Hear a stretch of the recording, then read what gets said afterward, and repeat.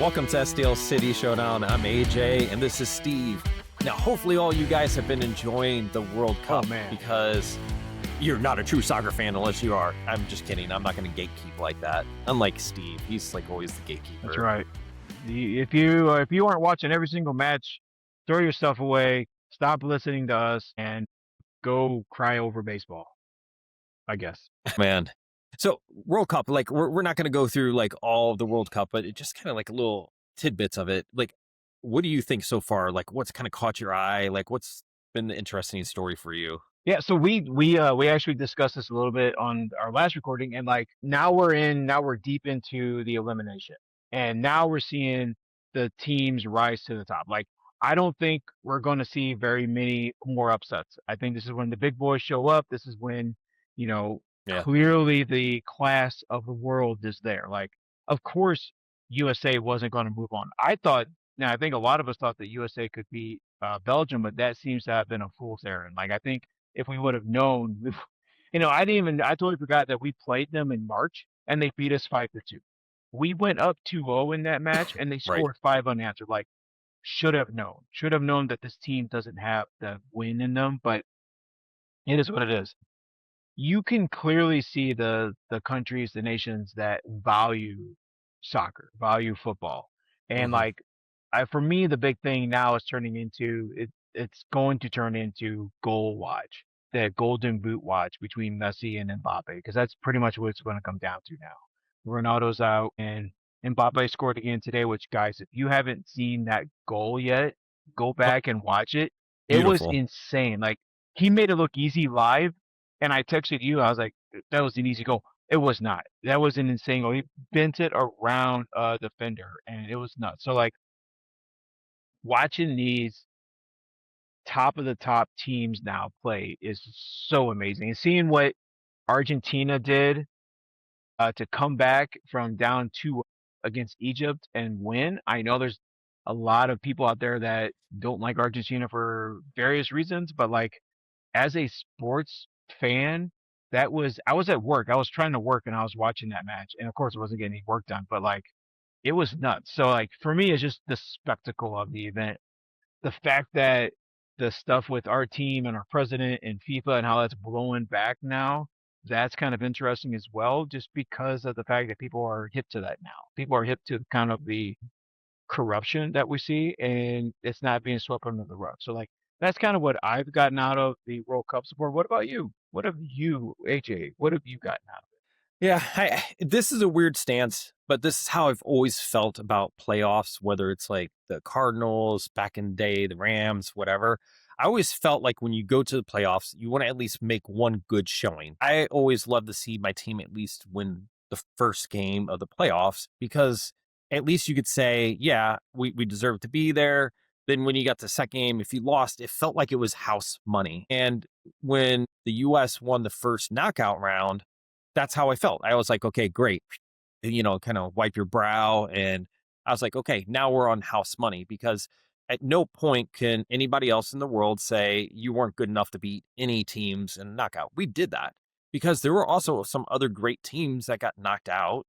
I mean, it happens. I mean, where's Germany right now? Exactly. They're golfing, right? Ouch. Right. And the fact that the U.S. actually made it to Belgium, like I say, that's like, I applaud them in that sense. Sure. Now, the thing that obviously sucks is you don't want to see your team go out quite like that, especially with all the controversy. And let's face it, there was a lot of bad press there. It probably riled up Belgium. The U.S. always gets taken for granted. Like, if you ask around the world how good the U.S. is, they're always going to put the U.S. down. Yeah. I have a theory, not to get too political, but the U.S. has excelled in a lot of different things, whether it's business, et cetera, right?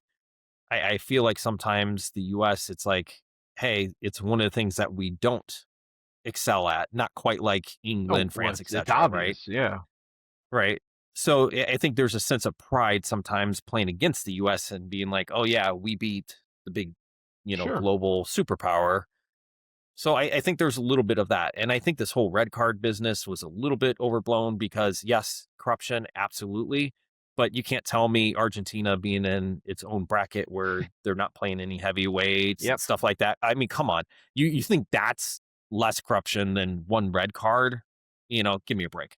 But Yeah. anyways, go ahead. No, and yeah, and I do think that your statement about the fact that this is the one sport, if you will, that the USA is kind of playing catch up on, and you figure, look how dominant the USA has been since the 1996 Olympics in basketball, and how every other nation is just trying to be near us. In that one year, and I think it was '08 where we finished third in the Olympics, it was like the American dream was falling apart.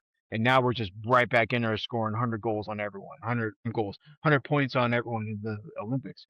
And same with baseball. Like, we're kind of falling off just a little bit in baseball because everyone's playing catch up. But like, from what I heard from announcers and from fans, like, what we're seeing in American soccer is far different than it was even a decade ago. There's a lot more investment, and so like maybe in 10 years, Yes, we definitely. will maybe in like well, I guess maybe in 8 years, when this team turns over and you got more younger kids in there, maybe some of that Caribbean and European influence is more of that's going to be on the team, and we're going to see the West make it to the round of eight, possibly the quarterfinals again. So like, you know, this team has not been very good, and I think that uh, the head coach has been doing well. Well, you know what? Okay, my wife found a stat that because Oh, she was asking where our head coach is from. How do you say this? Piacini or Piacito? But I'm not. He was from. I think he was from somewhere. But she discovered that I think she found that no World Cup team has ever won. Well, no World Cup champion has ever won with a coach that's a foreigner.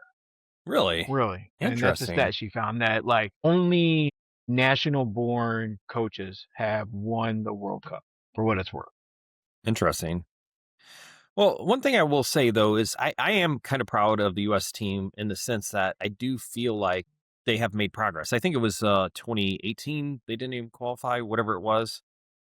I had to pull this up because we had talked about this before the World Cup has started.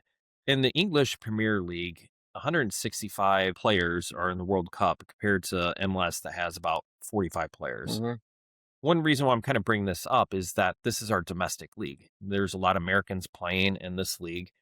I'm actually kind of proud of that number. Oh, you have The to be. Premier League is literally the Premier League. Like you're the cream of the absolute crop. And percentage wise, about 25% of what they put in, we have in there as well. I mean, I think that's pretty impressive. Now, of Yeah. course, with the whole freeze goal where he kind of like tripped over his own foot, that's not a great look for MLS. But hey, you get the point. So I just think there's a lot of really good things. And like to your point, 8 years from now, there's going to be a complete turnover in Yep. the team. I think it's going to be absolutely amazing. I can't wait to see.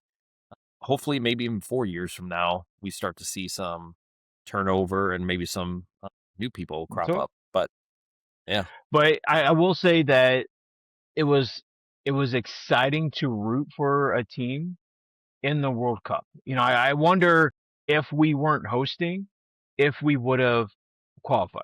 I don't know, but like because if you're when you're host, you automatically are qualified to for the World Cup. So it'd be interesting the next World Cup if we qualify. I'm sure we will. We're a solid team, and we went to a couple of watch parties. I went to one at the ballpark village, and then we went together to the one at City Park, and it's just you get a group of people there all rooting for America. And even though which is cool. the tumultuous political times we're in, the fact that people can come together and do that, it's really cool.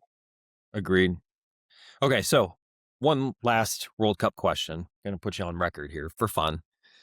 Who do you have winning it all? I have Argentina. I had Argentina from the beginning, and I'm gonna stick to it. I think they're the only team that's going to give France a run for their money, and I just think that watching France today, my prediction is going to be a little rough, but I had Argentina, and now I'm sticking to it. What about you? Okay. So with a group of friends, including Steve here, we did brackets because we're just nuts like that. We love it. We'll end up doing the fantasy football as well, like the American football, I'm sure. Anyways, I put France. They just during the group stage because we made the brackets right after the group stage ended, and they just look good then, Yep. and they still look good. Oh yeah. I mean, holy crap! Like you had said, Mbappe's goal. Whew, man, there's only like 1 inch you could put that goal, and Yeah. he found that like little thread. Like holy moly, that guy is amazing. Okay, so Steve, we talked a little bit about MLS there for a second. What about our team? So one of the things, this kind of like almost like a little brief goal or no goal on Reddit. I was reading last night. There were some people complaining Imagine that. because there was that. I know, of course, we could be winning top of the league and supporter shield, and yeah, there's always going to be complaints. But somebody had talked about that. What was it? The tease that they put out where they were showing all these like different Italian restaurants and all that, and people were like, "Oh, does this mean we're going to have a Italian striker So come in or stupid. something?" And I'm like, "Yeah, what were you thinking?" It never occurred to me that the team would have used that time to advertise a new player. And by the way, as a member of the Italian Federation, if the team would have done that, if the team would have brought in the new player with bocce ball and Gia's and just like restaurant, and then they were like, "Mamma mia, dude, it's like a player," I would have lost my ScoobyDoo mind. Like that would have been so insulting, so insulting. Well, you gonna have the guy eating a bowl of pasta on the way too? Like, come on, guys, and have a little bigger brain than that. By the way, they Oh, ain't no players going to be announced. Italy is playing in some a, a nations contest tomorrow, so like they're not getting rid of any players right now. So come yeah. on, guys. But But no, that's guys, nuts. and here's the other thing I want everybody to realize too. Okay. So for the most part, right, the transfer window is opening up July 13th. That doesn't, of course, that doesn't mean that players can't be talking to clubs, right? But in general, right, the big fish eat first. The Oh fat yeah, cat eats first, right?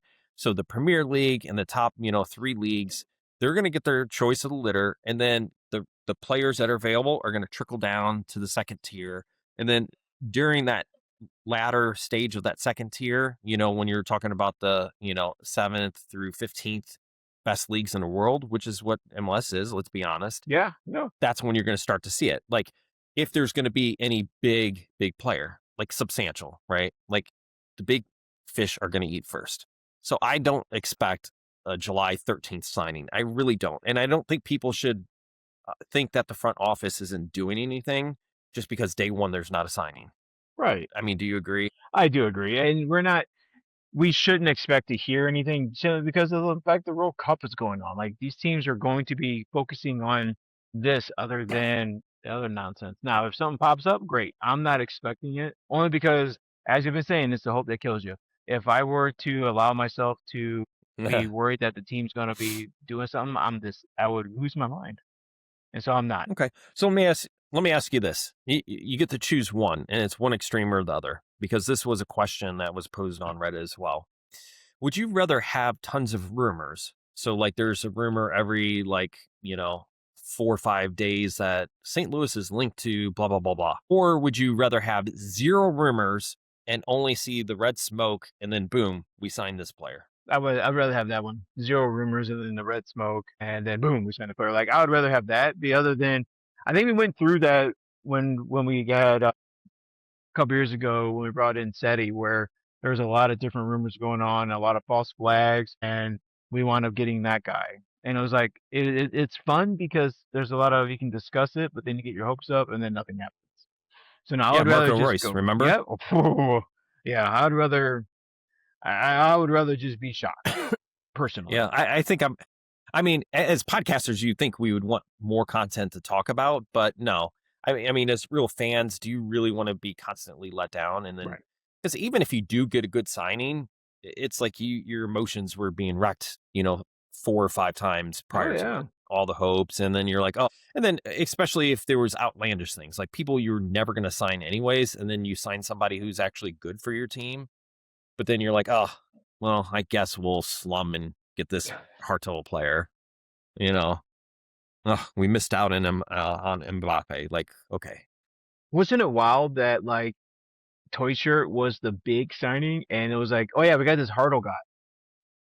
And now That's what it felt like. Marcel is like the best player in our team. And that is, it did. It's because that's the way even like the team presented it was like, because Toy Shirt was our first one of the season, and within it was like pretty quickly after that they announced Marcel Hartle, and it's just like this little guy that's fast, and they definitely made SETI like the main attraction of that transfer window. So speaking of which, we made some interesting predictions. Nice. Steve, I want to revisit this for a second and then see what you think. So at the beginning of the season, this is what we predicted, and I'll also tell you where we sit right now. So we predicted that. So right now, actually, we sit at 16 points, right? And we're what, in 12th, if I recall, Yes. on the table? 12th on the table, yeah. So you and I predicted at the end of the season, you said 40 points and 11th place. I said 45 points and 8th place. Interesting. Not insane. Interesting. And we looked at the rest of the season. What did you predict? What do you predict we'll wind up with now? Do you want to amend your prediction or kind of leave it the same? So let's talk about this. So currently we are averaging 1.14 points. And if you guys are not stats people, just ignore what I'm saying. That's fine. But we're averaging 1.14 points. The average MLS team just in the past few years averages between 1.3 and 1.5 points per game. So that means that currently we are on track for 39 points if everything stays as is. So if we average on that. So that means, Steve, your 40 points is looking really, really good prediction. So looking at this, right now we have 14 games in. That means we've got 20 games left, which is 58% of the season. Now, theoretically, and Steve's going to laugh at this, theoretically, oh God, yeah. If we win every single game, right? That's a possible of 60 additional points. So 3 points for 20 games, which means that we have a ceiling of 72 points. Now, obviously that's not real. That's not realistic. Now, the one thing I did do is because I don't want to ignore that we started really rough and we had a pretty good win streak kind of going. So out of the 14 games, if we only look at the last 7 games, okay, we are averaging 1.43 points per game, which is actually pretty good, which means that we would have 28 points that we would add to our 16, which if we continue on that streak would bring us to 44 points.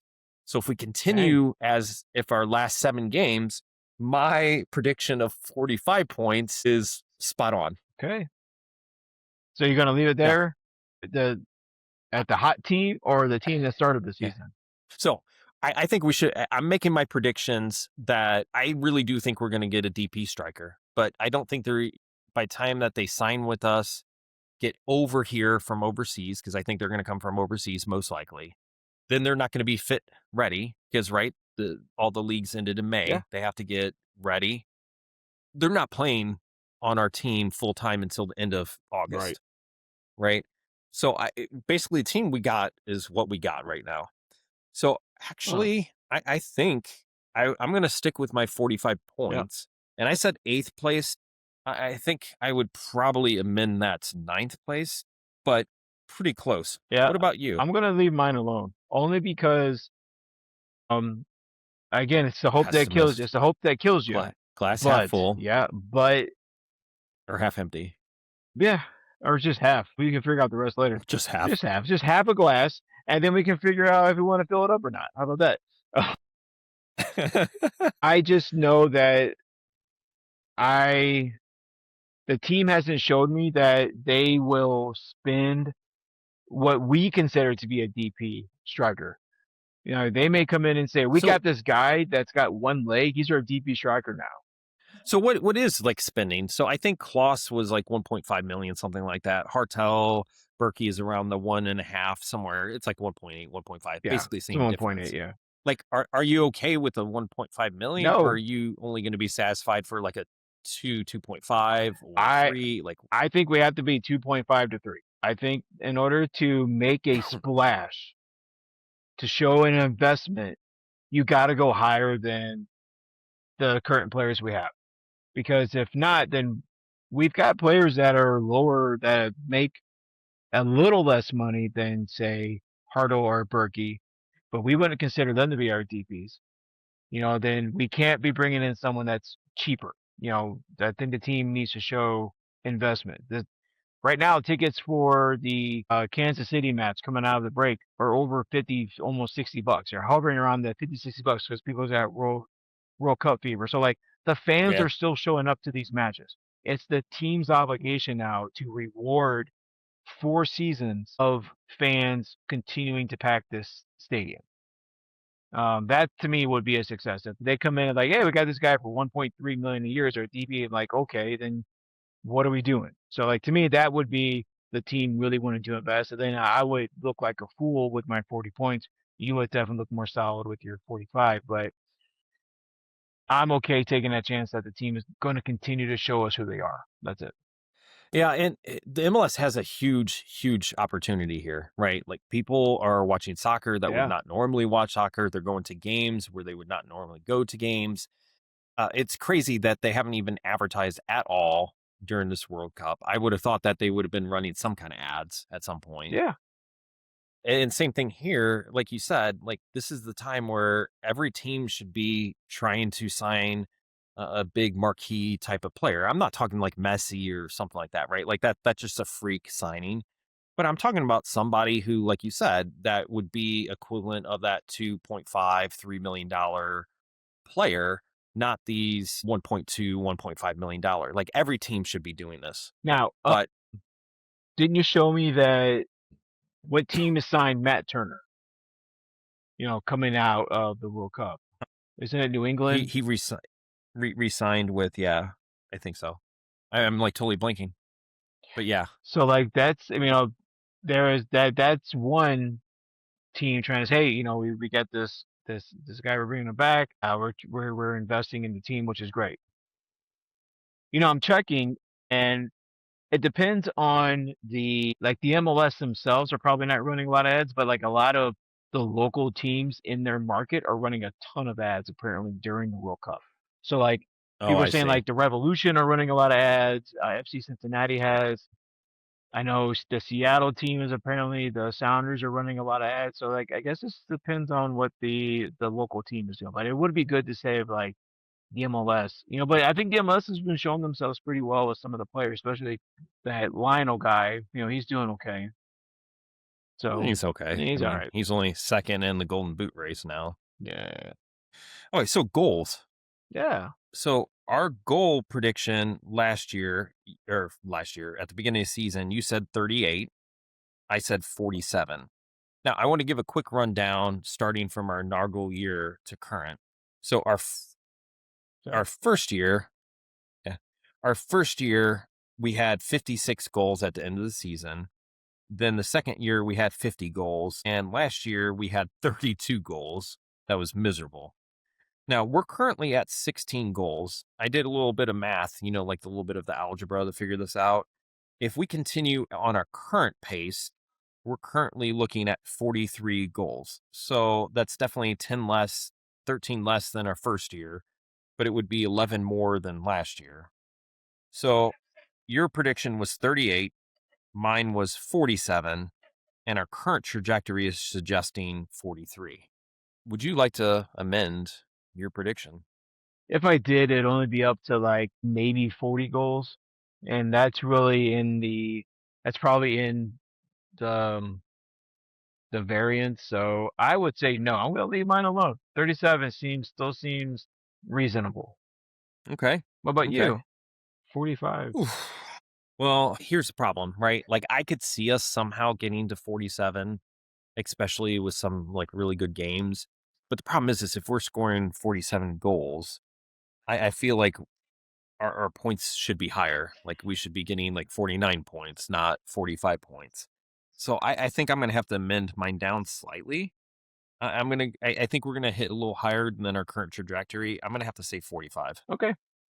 Yeah, because you're right. If we're scoring that many goals, we're giving up a ton in order to stay where we are on the table. So True. Yeah. Berkey's already struggling enough. Let's not give him any more work to do.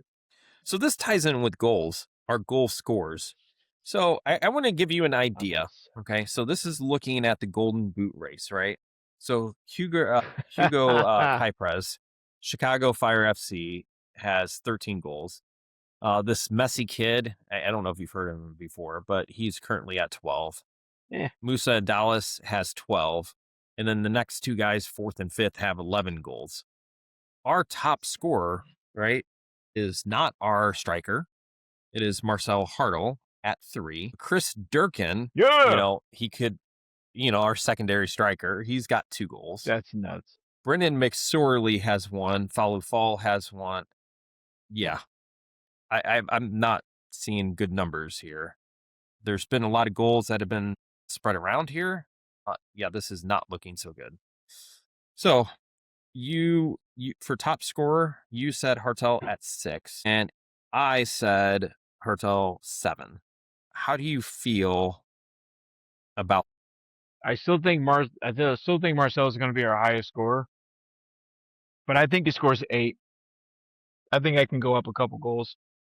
I do. I Nice, Because if nice. he's already got 3, over half the season left, he's going to score more than 3 more. Like I don't know if he gets to 10, but I do, and that's gonna 8 goals for our top scorer.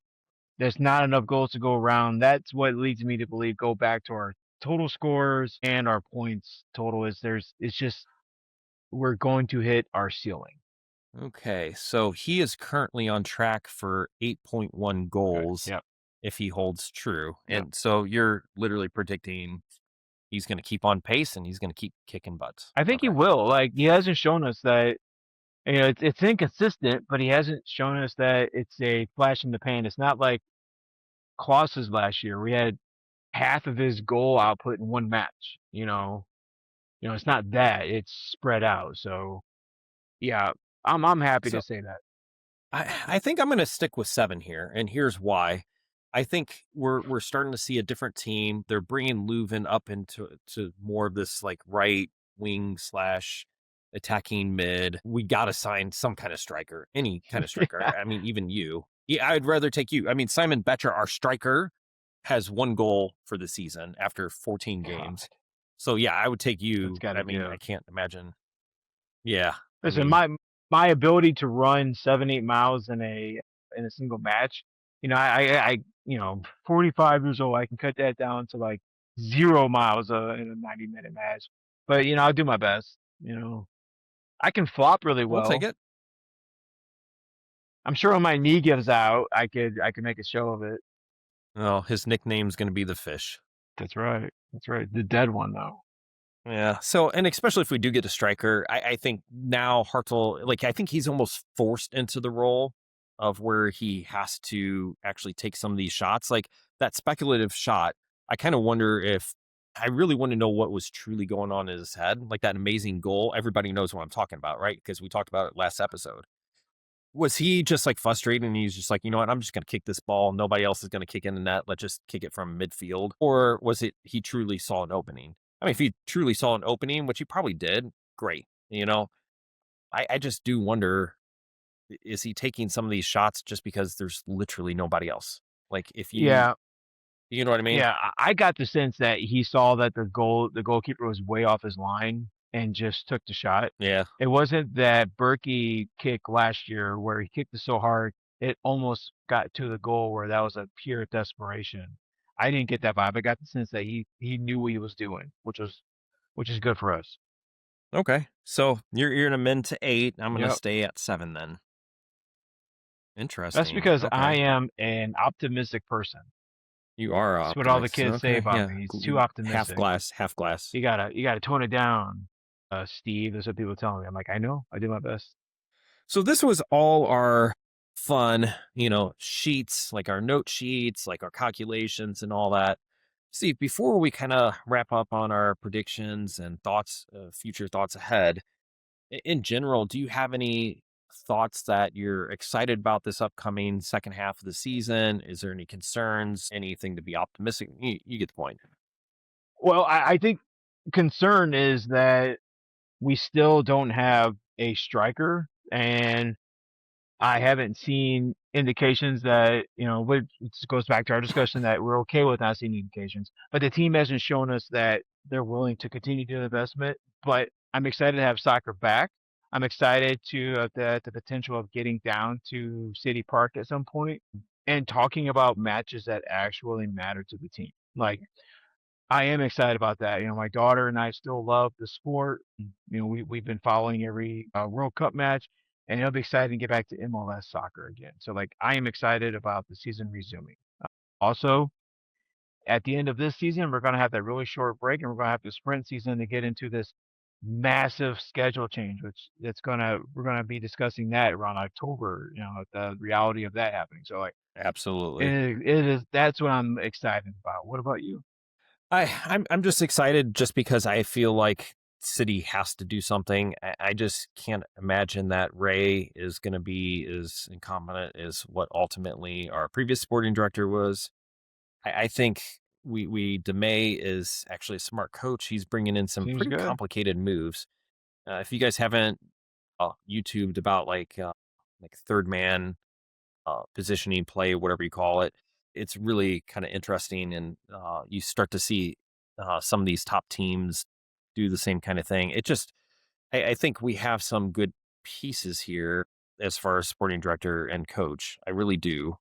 It just our roster has been honestly in such poor shape for so long that I just think it's going to be a chore to fix. And I just hope that these guys are just somehow brilliant that they can at least do something with this nothing, but Yeah. we'll see. We also have the limitations of the fact that St. Louis is still a small market, and what kind of money is going to be invested in this team. Even though, like, they may try their best, but, like, what is our ceiling? Is our ceiling 2023, or is our ceiling 2024? Like, and I don't think 25 is just usually gotta get rid of that season.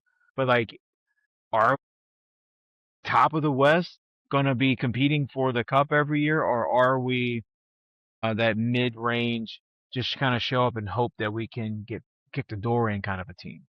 I mean, I'm going to be honest with you. So all leagues across the world, right? They try to have super teams, right? Look at the Premier League. You can name the top 4 or 5 teams. There's special rules and there's special things. Like if you look at it's been a while since I looked at it, so don't quote me on this. But if you look at like the quote unquote salary cap with the TV revenue in the Premier League, it definitely favors those top teams and it helps keep those top teams big and powerful. Same thing with MLS, right? LAFC, Galaxy, Miami, basically any of your coastal teams that have international reach, they're going to push some special things to try Sure. to get these teams to be big and powerful because let's face it, a lot of people like bandwagon sports and teams. What we have to hope for is that us, St. Louis here, especially because we have such a strong soccer culture, that we, the league and the team invest in this team that at least we're reasonably competitive. I mean, I want us to be first place in the West every single year, but I want us to at least be, you know, fourth, fifth, Yeah. sixth, at worst seventh. You know what I Yeah, I mean? do. Like something. Yeah. So you So that's figure, kind of my yeah, thought if you on look it. at how the Cardinals did it in, like, the early 2000s, where they put a lot of their money and a lot of their attention into the lower divisions and getting their players up, and then really smart drafting, really smart trades, really smart signings. And that's what led us to win those 2 championships in the 2000s. And, we just kind of, like, put the right money there, and we got hot, kicked the door in, and we won. Probably not to the behest of the MLB. Like, they probably wouldn't want a St. Louis Detroit World Series, but they got it. And if the team invests the right money, if the team makes the right signings, like, we could. That's what I think. I think that's what we have to hope for. We're not going to get single name signings probably, but if they can be smart and sign a high value striker, then I think the team, or if the team is going to this non-striker type thing, if we can sign a really high value person to use that style that they're going for, then great. But show us Okay. something. We're going to have a fun prediction, right? You ready? So is this just closest to the number? So you and I are going to predict how much they're going to spend on the DP. Like, it doesn't matter because, like, I think that they're going to get a striker, but whatever DP that they do get, we're going to predict right now how much per year that they're going to make. Okay. Let me think about my number here. Okay. I think I have my number. All right. Knowing what I know about this team and knowing what I know about like my negative vibe on things, I'm going to say, based on what I've already said, I think the team has to spend 2.2, 2.5 million. I don't think they will. I think we're going to have a signing where they're going to say, hey, we got this guy for 1.4 million a year. So that's my prediction, Okay. Is that your 1.4. number? That's my number. Okay. 1.4 million a year. It just sucks. But I do think that's it. I put 1.9. I wrote that down. Yeah. That's why I'm kind of thinking, because I don't think they're going to go higher. I want them to. Don't get me wrong. I just, like you said, I think it's going to be 1.9. Okay. I don't think they want to. I don't think they want to aggravate their their big baby in the goalkeeper. I think that there's some sort of thing where they can't spend more than what he's worth. So anybody who's listened to this far, like, we're not trying to be pessimistic, right? Like, we're just trying to be realistic. happens. Like, we realize how the league is. The league is also very cautious, right? Because the previous iteration of this league spent too much money on payroll, and they basically went under because they paid more in payroll and expenses than they did what they actually made, and it went under, right? So that's why the MLS was they came up with this kind of structure. We're just realistic. Let's just be honest with it. So, Yep. anyways, Steve, it's getting late and I'm tired. You're tired. Your dog's tired. Everyone's tired. Dog tired, even the kids might say. Oh, there you go. And no, not the dogs. City. No. I don't know if I like that nickname, but that's a debate for a different time. Yeah, I don't. It'd be fun for us to land on an actual nickname. I like. Was it Hellcats? I thought that was kind of cool. Yeah. Well, I'm a cat person. What can I say? Yeah. Speaking of which, Yeah, hello, Loki. How are you doing? He just came down. nice. Yeah. So for the cat people there, ugh, look at this chunker. Ugh, That's a fat cat. look at this guy. Yes, Oh I do God. feed you. Speaking of fat cats eating first, There we go. Yeah. he's a good kitty though. All right. Anyway, Steve, you want to take us out? All right, let's do it, guys. So, put on your best gear. Get excited because next Thursday we play those bozos from Kansas. They got to come to the gateway to hell, and they got to come here. And we're gonna be all our lips are gonna be all red because we got those stupid new chips in our mouth, and it's gonna be sweaty. It's gonna be so it's gonna be so hot, and humid. It's gonna be bad. We're gonna melt, and we're gonna kick over the door, and we're gonna stand on top. We're gonna say, "All for City, baby." Tell your mom I said that. All right.